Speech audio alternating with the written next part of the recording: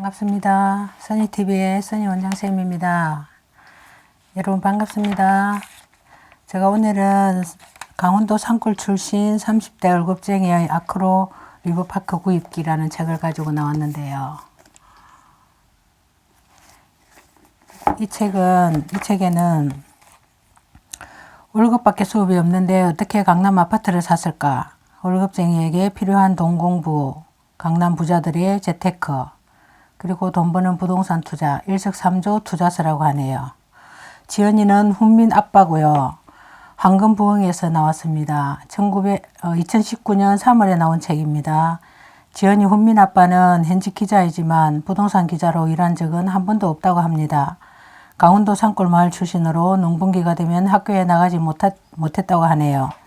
선생님께서 아버지께 전화를 해서 다른 건 몰라도 중간고사는 치러야 하니 아이를 학교에 보내달라고 부탁을 했다고 합니다. 아버지는 그러면 선생님이 와서 일을 도울 거요? 그 애는 농사 지으려고 나네요 라고 했다고 합니다. 대학 입학과 동시에 상경하게 되고 이사를 무려 11번을 했으며 현재는 평당 1억 원의 거래설로 한때 부동산 시장을 뜨겁게 달군 장본인이기도 하다네요.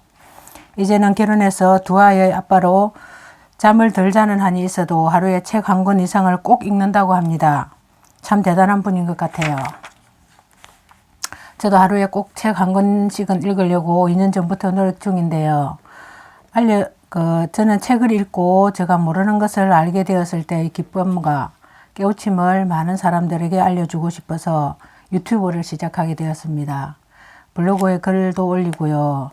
서평도 쓰고 제가 하는 직업 외의 일이라 참 바쁘게 지내는 것 같습니다. 보람도 있고 스스로 재미있게 지내는 것이 무엇보다 행복하다고 느끼기 때문에 저는 이 일을 꾸준히 할 수 있었다고 생각합니다. 유튜브를 하면서 글 쓰는 시간이 점점 많이 늘어났습니다. 그래도 여러분들 앞에서 이야기하는 것이니 나름 좀 더 다듬고 더 나은 문장으로 들려드리고 싶은 마음이기 때문에 조금씩 더 욕심을 내는 것 같습니다. 이 책 초반에 내가 자는 동안에도 내 돈은 일을 한다라는 문장이 나옵니다. 이 문장에서 감명이 깊었는데요. 그러면 이 책 속의 주옥 같은 문장들을 한번 읽어보겠습니다. 끝까지 함께 해주세요.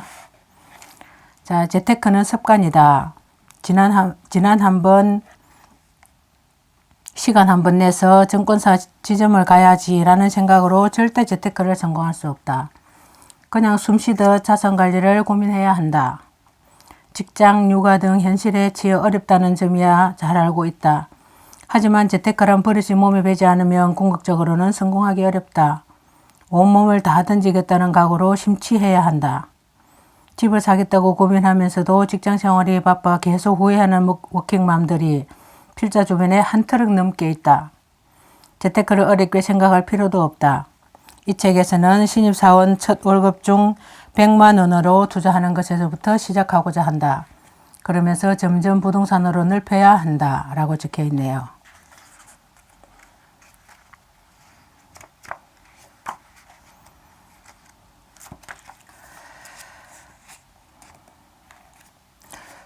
그리고 버릇의 시작을 CMA로 하라고 권하고 싶을 뿐이다. 하나부터 시작해야 하고 푼돈이라도 아끼는 버릇을 들여야 한다. 여러 증권사들 중 KB증권 CMA를 가장 추천한다. KB증권 CMA는 5건의 자동이체를 등록해 놓으면 500만 원 한도 내에서 약 3%의 이자를 지급한다고 해요. 이는 언제든지 갑자기 종료될 수 있는 이벤트이긴 하지만 필자 기억에 이 이벤트가 14년쯤 시작해 19년 초까지 이어지고 있으니 어지간해서는 사라지지 않을 것으로 보인다고 하네요.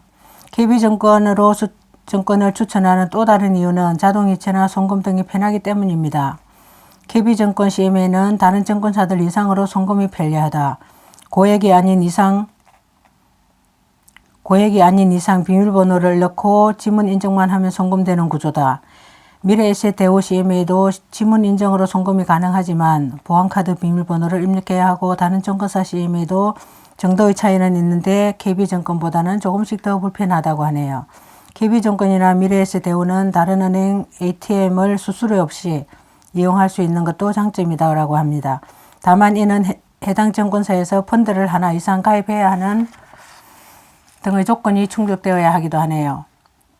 이런 조건은 회사 정책에 따라 그때그때 바뀔 수 있으니 가입 직전 확인해 보라고 권하고 싶다. 사실 상당수 증권사 CMA 통장이 ATM 수수료 무료 혜택을 지급하고 있으니 확인해 본 뒤 가입하면 된다.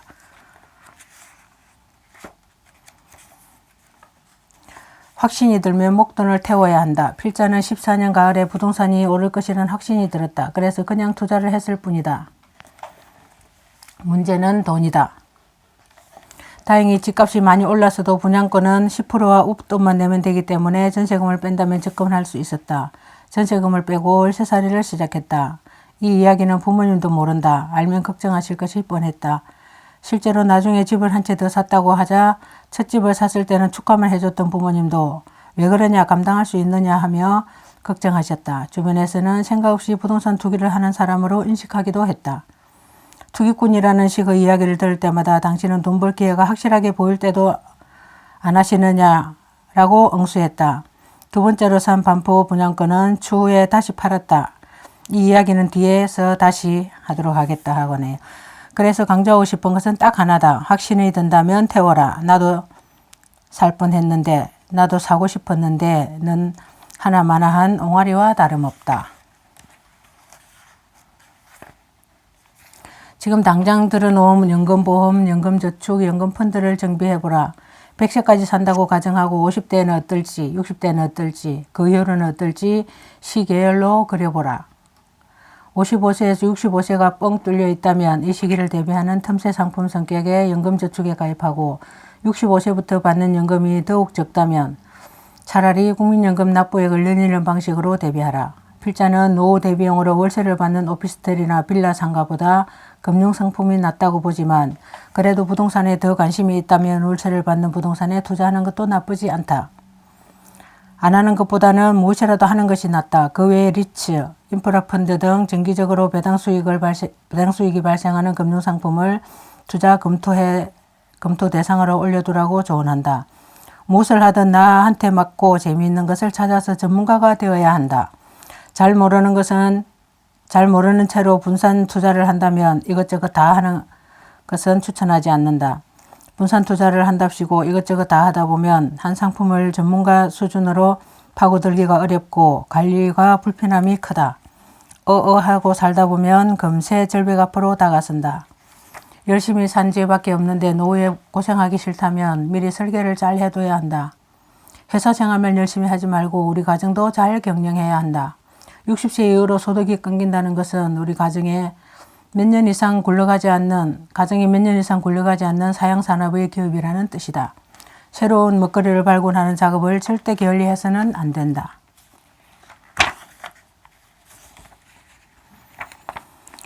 자, 강남 아파트를 사면서 확인한 그들의 세계. 강남에서 강남 부자들을 아마 보면서 느낀 점인 것 같네요. 한번 읽어보겠습니다. 스스로 부를 이룬 사람들은 뭐가 다르면 분명히 다르다면 일단 자신만만하다. 자신의 실패에 관대하지만 실패의 원인을 분석하는 데는 까다롭다. 보통 사람들은 주식 투자로 큰 실패를 보면 포금을 하면서 마음을 달래지만 강남 부자는 속은 썰일지언정 자신을 망가뜨리지 않는다. 그 대신 실패의 원인을 처절할 정도로 분석한다. 반면 보통 사람은 손실이 난 계좌는 꼴도 보기 싫어한다. 보통 사람은 도전을 할 때 실패할 가능성이 높은 100개의 이유를 펼쳐놓고 조금 공부하다가 이내 포기한다. 하지만 강남 부자는 긍정적인 기대감을 갖고 일단 도전한다. 끝내 실패해도 그 원인을 분석해 단 한 단계 더 도약할 수 있는 자양분으로 삼는다. 부자들은 또 어떤 것이 다를까? 필자는 경제기자로 일하면서 많은 부자를 만나봤고 아파트 지인들을 통해서도 배우고 있다. 필자가 배운 것들을 이번 장에서 펼쳐본다. 이렇게 적혀있네요. 자, 재테크는 숨쉬는 것과 같다고 합니다. 재테크는 습관이다. 습관이라고 했죠. 앞에서 나왔죠. 한번 하겠다고 마음을 먹은 것이 아니라 그냥 자연스러운 일상 중의 하나여야 한다. 점심을 먹고 돌아오는 길에 자연스레 증권사 지점을 들르고 기사를 찾아보거나 수익률을 점검해야 한다. 자산가들은 대체로 다 이렇다. 아무리 스마트한 투자라도 습관이 들어있지 않으면 일상에 지쳐 기회를 잡을 수 없다. 사람의 머리에는 한계가 있어서 따로 비워두지 않으면 금세 다른 고민이 차지한다. 참 이 문장이 멋있는 것 같아요. 사람의 머리는 한계가 있어서 따로 비워두지 않으면 금세 다른 고민이 차지한대요. 제가 여기에 밑줄을 그어놨습니다. 그래서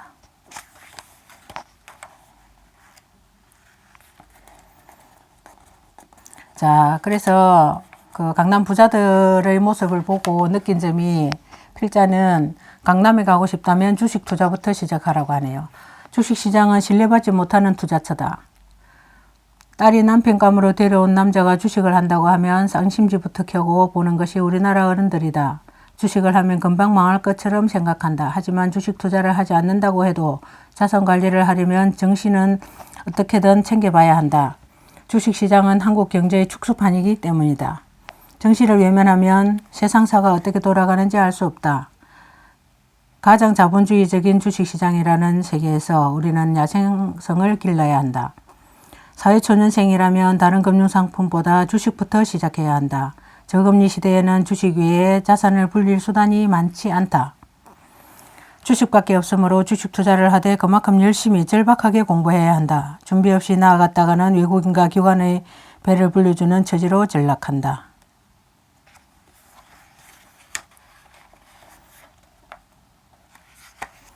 주식 투자는 좀 신중해야 되고 공부가 많이 필요한 것 같아요. 저도 지금 공부를 하고 있는데 주식은 참 어렵고 까다로운 것 같기도 하고요.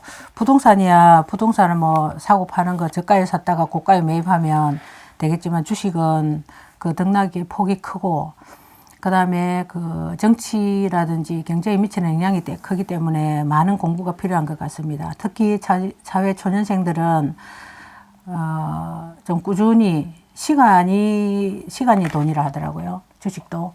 그러니까 시간이 많이 흐르면 그게 돈이 된다고 하더라고요. 그러니까 잘 보고 판단을 잘 해야 되겠습니다. 주식은 기다리다 보면 적산이 오르는데 우리는 그때까지 잘 기다리지 못하는 것을 나타낸다. 이는 부동산으로 눈을 돌려서도 확인할 수 있다. 부동산 또한 잠잠한 듯 하다가 어느 순간 갑자기 정신없이 오른다. 오르는 시점을 정확히 파악하기는 불가능에 가깝다. 대부분 고비를 넘기지 못하고 팔아버린다. 이런 주식시장과 투자자들의 불안한 심리를 잘 알기 때문에 필자는 배당주를 추천한다. 배당주는 그래도 돈이 꾸준히 계속 들어온다. 월세를 받는 오피스텔과 비슷하다. 월세 받으려고 투자했는데 일시적으로 시세가 출렁이는 것을 두려워할 필요가 있을까? 연말이면 그러지 않고 입금되는 배당금을 보면서 주가의 출렁임을 잊을 수 없다. 그렇게 하다 보면 결국 주식으로도 수익을 낼 수 있다. 일단 배당주의 정의부터 내리자. 통상 배당주는 시가 배당률이 30%인 종목을 말한다. 시가 배당률이 4%라는 건 주가가 1만 원일 때 배당으로 400원을 주는 주식을 말한다. 한 번 주고 끝내면 배당주라고 할 수 없다. 은행 예금처럼 또박또박 최소한 수년간 지속되는 배당하는 기업만을 배당주라고 부를 수 있다. 19년 1월 현재는 배당만이 살 길이라고 합니다. 외국인도 배당주만 좋아한다. 우리나라는 아직 신흥국 딱지를 완전히 떼지 못했지만 슬프게도 신흥국이면서 너무 늙어버렸다. 우리나라는 더 이상 성장하지 못하는 나라로 평가받고 있다고 하네요. 전문가로서 이렇게 정확한 판단을 내린 거겠죠. 저희 서민들은 잘 모르지만 신흥국이면서 너무 늙어버렸다고 하는데 조금 가슴이 아프네요. 더 이상 성장하지 못하는 나라로 평가받고 있는 것 자체도, 그죠? 이제부터 ELS 투자 원칙 6가지를 설명하겠다. ELS 투자는 증권사 투자인데요. 첫째, 종목형은 조심해야 한다. 종목형은 지수가 아니라 LG화학, 삼성증권 등 종목을 기초지수로 발행하는 것이다. 종목은 지수보다 움직임 변동의 폭이 크기 때문에 위험하다고 해요. 둘째, 국제유가나 금은을 기초로 한 DLS는 추천하지 않고, 원금 보장형 ELS나 DLS는 원금만 주고 끝나는 비율이 높으므로 추천하지 않는다 라고 하네요. 셋째, 지수형으로 하되 비교적 과열 논란이 일어나지 않을 때 투자하길 바란다. 넷째, 녹인이 낮은 상품을 해야 한다. 녹인은 보통 65에서 35 정도 낮으면 낮을수록 원금 상환 가능성이 높다. 하지만 그만큼 수익률은 낮다. 이 때문에 필자는 45, 50을 추천한다. 반토막만 나지 않으면 녹인을 찍지 않는 구조다. 다섯째, 녹인이 발생했을 때의 대처법이다. 필자는 ELS 기초자산 중에 반토막 이하로 떨어져 녹인이 발생하면 그 기초지수와 관련한 리버리지 상품에 투자하길 권한다. 다만 100만원씩 ELS 투자를 할 경우 녹인이 발생할 때 해당 기초지수가 급등하면 손실이 만회되는 상품을 매매하라는 뜻이다.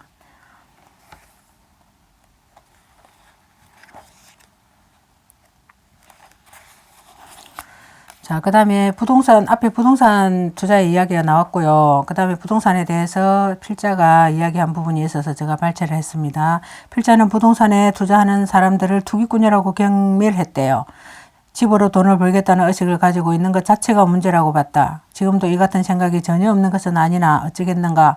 자본주의가 그런 것을. 자본주의는 기본적으로 자본을 낳는 구조다. 자본주의 또한 노동을 신성시한다. 노동을 천대하는 것은 자본주의가 아니다. 자본주의를 잘못 배운 저머리일 뿐이다.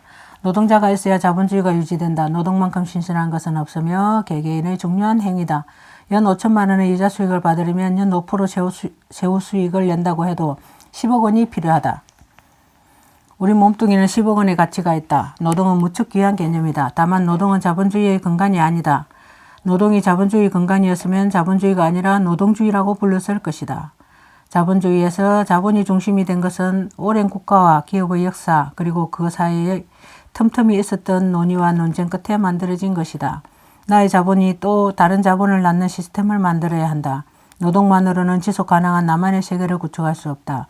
몸은 늙고 망가질 수도 있다. 부동산 폭락론에 너무 빠져서 부동산을 도외시하고 주식에만 기웃거려서는 안 된다. 일단 부동산도 똑같은 투자 자산임을 인식하고 내 경제 상황과 자산 시장의 상황에 맞게 투자처를 달리 가져가는 것이 중요하다.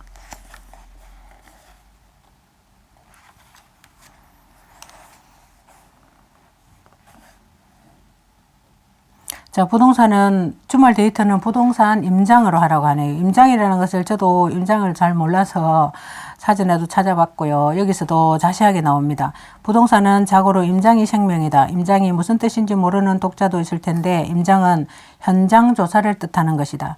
직접 현장을 방문해 해당 지역의 특성과 물건의 가치를 판단하고 향후 의사결정에 활용하는 것을 말한다.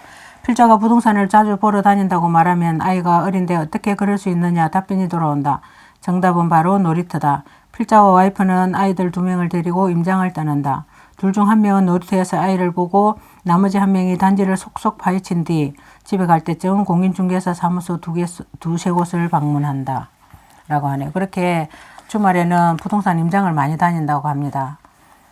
필요해서 사든 필요하지 않든 시장 조사를 하는 것 같아요. 스스로. 그래야 준비가 되고 준비된 다음에 나중에라도 그게 많이 공부가 됐겠죠. 직접 또 책도 읽고 직접 현장에 나가서 임장도 하고 하면 필자는 시간을 헛되이 쓰는 것을 좋아하지 않는다. 시간 낭비를 극도로 싫어한다. 이 때문에 그동안에도 꽤 열심히 살았다고 자부해왔는데 지금 책을 쓰면서 돌아보니 아니었다. 필자는 그동안 설정해 놓은 한계선을 얼마든지 뛰어넘을 수 있었다. 지금보다 50%, 100%, 200%더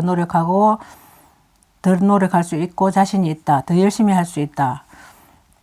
부동산에 관심이 많았지만 따로 글을 써본 적이 없기 때문에 키보드를 두드려 대는 것이 재미있었고 글을 쓰면서 더 공부할 수 있다는 것이 신이 났다. 혹시나 싶어 이야기하지만 잠을 자지 않으면서까지 일을 해야 한다는 얘기는 아니다. 시간을 효율적으로 쓰면 얼마든지 더 노력할 수 있다는 점을 강조하고 싶을 뿐이다. 라고 하네요. 자, 독자 여러분도 안주하지 마시라. 우리가 지금 사는 세상은 고만고만하게 살았다가는 크게 얻어맞는다. 지인들을 보면 회사 생활과 육아에 치여 노후 준비와 재테크는 언감생심인 경우가 많다. 하지만 함몰되면 안 된다. 단적으로 50대 이후에는 임원이 되지 않으면 소득이 끊긴다. 앞으로는 경제구조가 어떻게 될지 알 수 없으나 어쩌면 경기가 많이 망가져 있어서 우리 다음 세대 또한 지금만큼 취업이 어려울 수 있다. 이 책을 읽는 독자가 30, 40대라면 불과 10, 20년 밖에 남지 않았다. 우리는 노후 준비를 조금이라도 더 빨리 해야 하며 여유가 된다면 아이들이 세상을 헤쳐나갈 수 있는 시간을 벌어주기 위해서라도 조금 더 자산을 모아둘 필요가 있다. 와이퍼가 요즘 읽고 있는 기욤 미소의 아가씨의 밤을 뒤적였더니 프랑스 사실주의 문학의 거장인 로제 마르탱 디 가르의 유명한 명언이 실려 있었다. 실존은 그 자체가 전투다. 산다는 건 결국 지속적인 승리의 축적이다. 돈을 쓰는 것도 재밌었지만 모으는 것은 훨씬 즐겁다. 승리한 것이기 때문이다. 재무제표를 작성하라. 자산 숫자가 계속 늘어나면 무척 즐거울 것이다. 삶의 재미를 이쪽에서도 찾아보기 바란다. 근성을 빈다. 예, 멋진 책인 것 같아요. 정말 처음부터 산골 출신이 이렇게 그 경제적으로 여유를 가지고 성공하기까지의 그런 스토리가 정말 감동적입니다. 여러분도 한번 꼭 읽어보세요. 강원도 산골 출신 30대 월급쟁이의 아크로 리브바크 구입기였습니다. 감사합니다. 함께 해주셔서 정말 감사합니다.